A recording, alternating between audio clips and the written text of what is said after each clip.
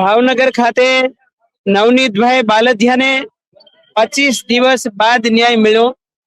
એટલા માટે જે તે સરકારશ્રીના કાન ખુલે એના સુધી અવાજ પહોંચે અને આખા ગુજરાતમાં 3 કરોડની વસ્તી ધરાવે છે કોળી ઠાકોર સમાજ અને લગભગ 2 કરોડનું વોટિંગ પાવર હશે।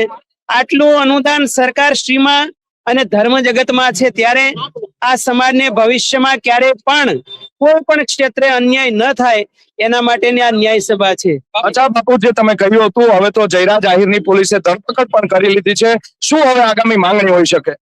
જો આટલી બધી વાર કેમ લાગી એ જ સમાજના તમામ ભાઈઓ અને બહેનોના હૃદયમાં એક અન્યાય થયો એવો અહેસાસ થઈ રહ્યો છે।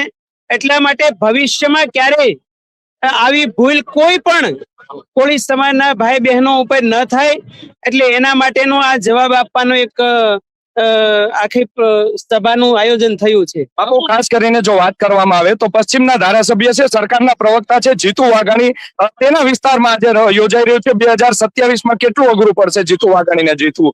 જો ભાવનગર પશ્ચિમની બેઠક ઉપર લગભગ 2.5 લાખમાંથી 85,000 જેટલું માત્ર કોળી સમાજનું વોટિંગ પાવર છે।